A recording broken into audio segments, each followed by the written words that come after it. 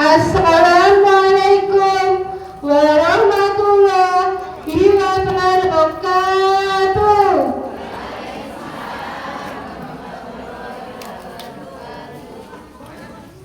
Berdasarkan pencatatan program kesehatan keluarga di Kementerian Kesehatan bahwa jumlah angka kematian seorang ibu hamil meningkat setiap tahunnya.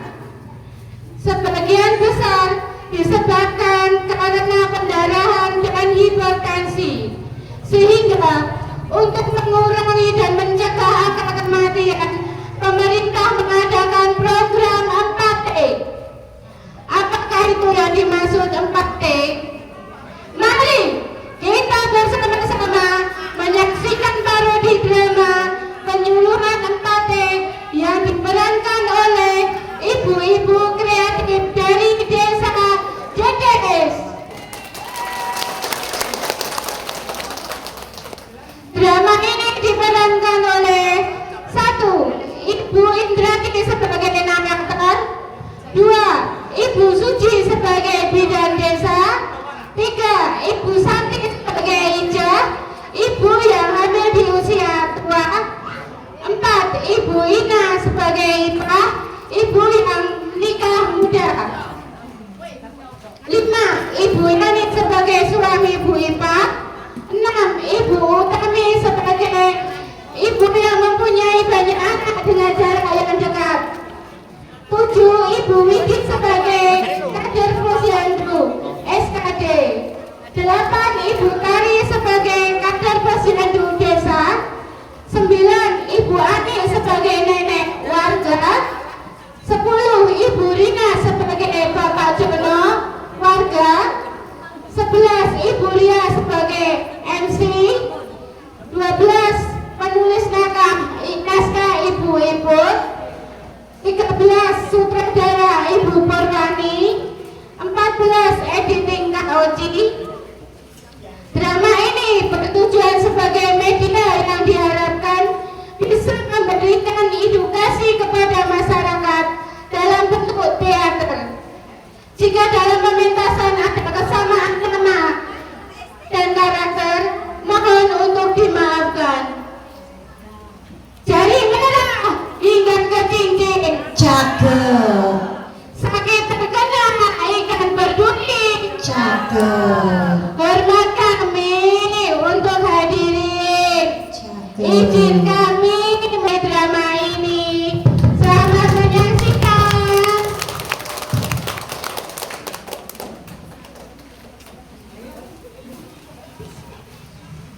Tercatat bahwa angka balita sangat tinggi di atas 70%. Sehingga pemerintah ingin menyelesaikan masalah yang ada di Desa Sukamundur dengan menugaskan Ibu Bidan untuk melakukan perubahan. Di pagi hari sebelum beraktivitas di kantor, Ibu Bidan melakukan jogging di Kampung Sukamundur sambil menyapa para warga. Di perjalanan, Ibu Bidan bertemu dengan beberapa ibu yang sedang melakukan aktivitas di pagi hari. Selamat pagi, Bu. Pagi.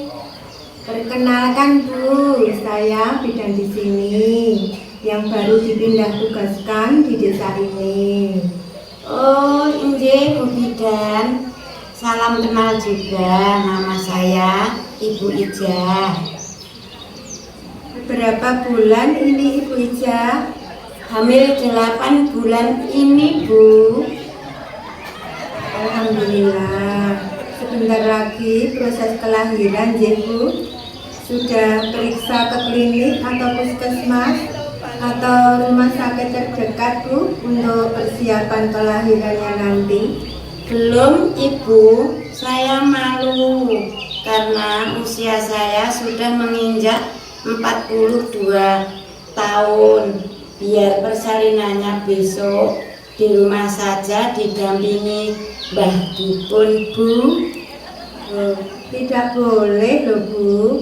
Proses persalinan itu tidak boleh di rumah, apalagi hanya dibantu oleh Mbah Dukun.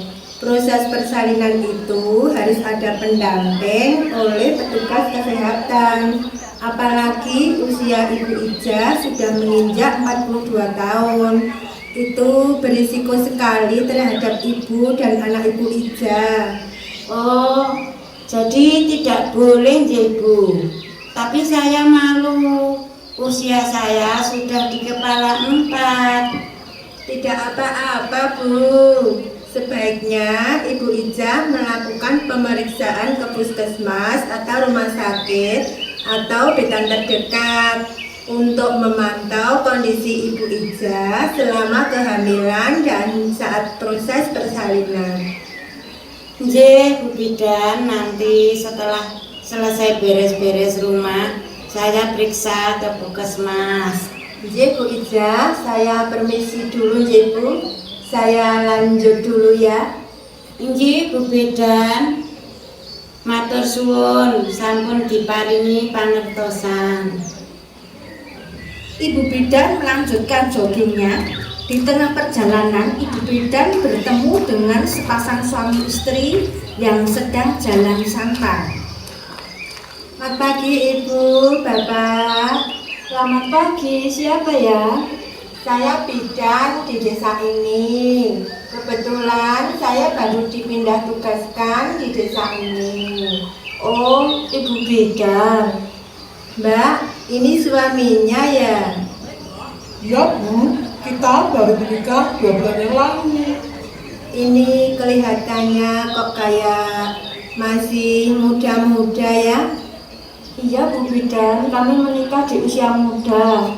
Lah gimana Bu, suami saya ini loh sudah tidak kuat nahan lagi. Oh iya, nggak apa-apa Bu. Tapi alangkah baiknya menikah itu di usia yang sudah matang, di atas 25 tahun. Saya permisi dulu ya. Silakan dilanjut lagi joggingnya. Anak muda sekarang kebetulannya nggak berpikir ke depan. Padahal yang namanya nikah harus siap segalanya. Ibu bidan melanjutkan lagi joggingnya. Di ujung jalan, Ibu bidan bertemu dengan ibu-ibu yang baru kerepotan dengan keempat anaknya. Permisi Bu, maaf, sepertinya baru kerepotan. Ya ini Bu, baru rempong. Kebiasaan tiap pagi, ya kayak gini emak-emak anak banyak. Ya rempong Bu, maklum. Memang anaknya berapa Bu? Anak saya 4 Bu. Hah? Waduh, banyak juga ya Bu. Memangnya tiap malam lembur Bu? Ibu ini tahu aja. Masih sempet lembur tak Bu? Ya kalau buat yang satu itu ya gimana caranya dong Bu? Itu kan kebutuhan juga Bu. Ini yang digendong usia berapa Bu? Ini usia 11 bulan. Anak pertama usia 5 tahun 7 bulan. Anak kedua usia 3 tahun 5 bulan. Anak ketiga usia 2 tahun 5 bulan. Aduh, nggak pusing itu Bu. Ya bisa menyenangkan lihat Bu, seperti ini. Pusing juga sebenarnya. Mau gimana lagi Bu? Kita kan tidak boleh menolak permintaan suami. Kita tidak harus menolak Bu. Boleh kok Ibu lembur tiap hari. Tapi sebaiknya menggunakan alat pengaman. Atau bisa juga Bapak menggunakan alat kontrasepsi kondom. Kalau pakai sarung itu kurang nyaman Bu, kurang sensitif gitu loh Bu, jadi nggak enak. Kalau mau suntik, saya takut jarum. Kalau mau minum pil, saya itu sering lupa. Jenengan ini sama jarum suntik takut. Tapi kalau jarum tumpul aja tidak takut.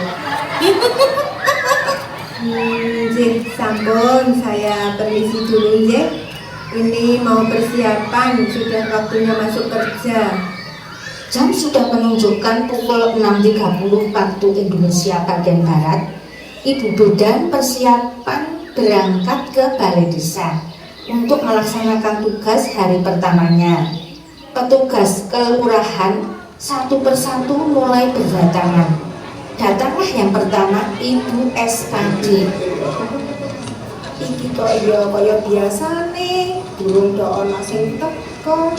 Tak nyiap-nyiapke dhisik, gak arep nang lapangan survei. Iki kok ya bidane sing anyar durung teko, arep diajak survei kok durung teko. Apa durung ngerti ya kelurahane ngendi? Gegek bingung. Sesampainya di balai desa, Ibu Bidan langsung mencari menuju ruangan SKD untuk meminta diadakan penyuluhan terkait 4T. Selamat pagi. Pagi. Alhamdulillah baru saja tak rasani Bu. Tak kira bingung nggak tahu kelurahannya mana. Monggo Pinara. Selamat bergabung Bu Bidan. Bagaimana Bu? Pertama kali masuk kerja di desa ini. Waduh Bu, tadi pagi saya jogging bertemu beberapa warga dengan kasus yang komplit. Saya minta pihak kelurahan untuk bisa mengadakan penyuluhan Bu. Komplit, pakai telur nggak Bu? Jenengan niki lho, presentasi balita di desa ini tinggi. Kita harus segera melakukan perubahan Bu. Ya, siap Bu. Bagaimana caranya Bu? Kita beri penyuluhan pada warga di sini Bu. Jenengan bisa buatkan undangan Bu. Siap Bu, saya buatkan undangannya. Biar hari ini langsung didistribusikan oleh Kader Posyandu. Saya tak kembali ke ruangan saya dulu untuk mempersiapkan buat besok. Ibu Bidan kembali ke ruangan dan Ibu SKD mempersiapkan undangan untuk warga besok. Sebelum Ibu SKD melanjutkan undangan, Ibu SKD menelepon Kader Posyandu untuk koordinasi.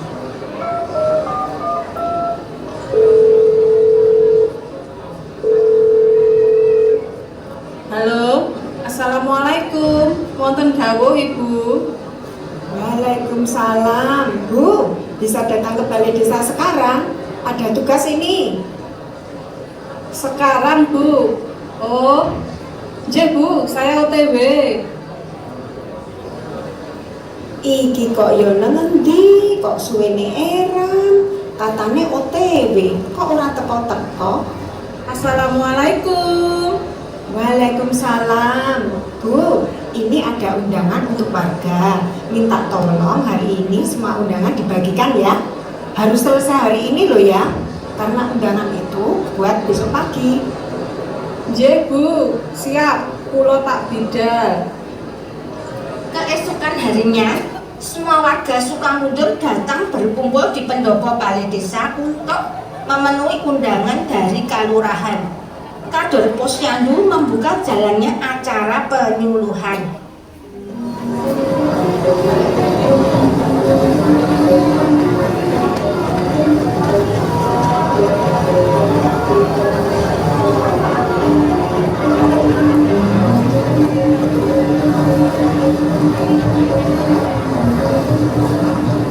Assalamualaikum Bapak-bapak dan Ibu-ibu warga desa Sukamundur.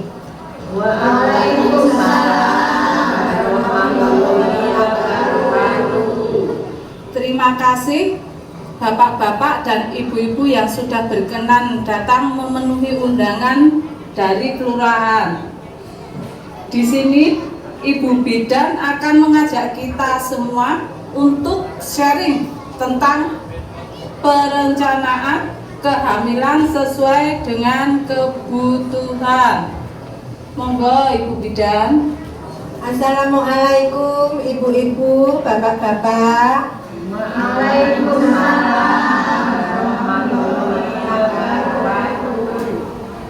Ibu-ibu, bapak-bapak, di sini sudah tahu belum apa yang dimaksud perencanaan kehamilan sesuai dengan kebutuhan? Bu, lah ini masalah kehamilan. Kok bapak-bapak juga diundang? Lah, kan bapak-bapak itu jadi support utama. Ibu-ibu kalau tidak ada bapak-bapak itu ya nggak bisa teledung, Pak.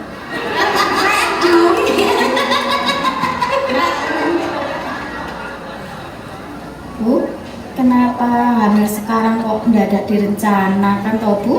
Zaman kelorian mboten direncanakan, lahiran anak 6, itu 8 wis biasa Bu. Iya Mbak, sekarang niku beda dengan zamannya Simba. Sekarang harus ada planningnya. Karena angka kematian ibu melahirkan itu tinggi, sehingga untuk mengurangi resiko kematian pada ibu dan anak, pemerintah membuat program yang disebut dengan 4T. Ibu, pakaian itu apa Bu? Pertanyaan yang bagus Pak. 4T itu adalah yang pertama, terlalu muda, usia saat hamil kurang dari 20 tahun. Yang kedua, terlalu tua, usia saat hamil lebih dari 35 tahun. Yang ketiga, terlalu rapat, jarak kehamilan kurang dari 2 tahun. Dan yang keempat, terlalu banyak jumlah anak. Ibu bidan, saya mau bertanya.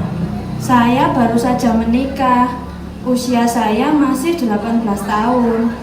Apakah saya belum boleh hamil, Bu? Maklum Ibu, pengantin baru.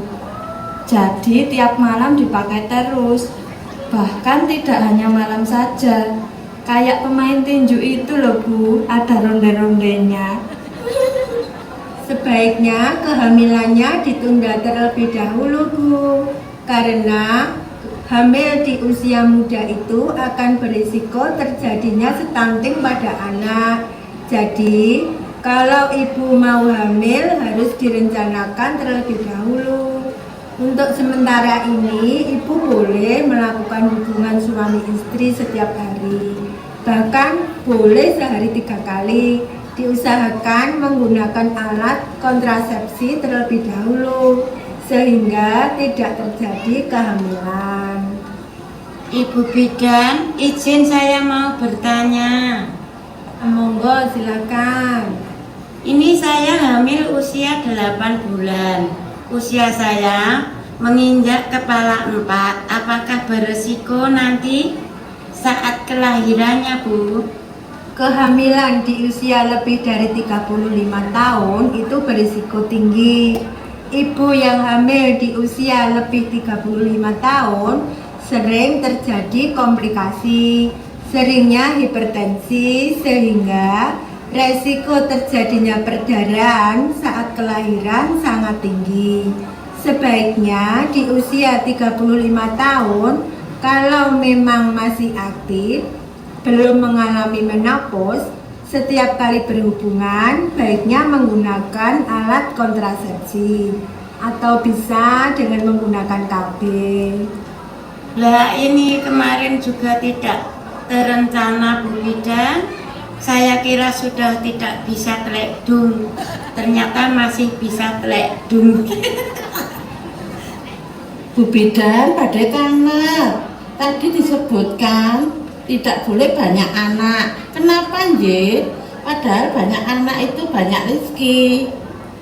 Pemerintah melakukan program keluarga berencana atau KB. Cukup 2 anak saja itu untuk menyeimbangkan pertumbuhan penduduk dan meningkatkan kesejahteraan keluarga.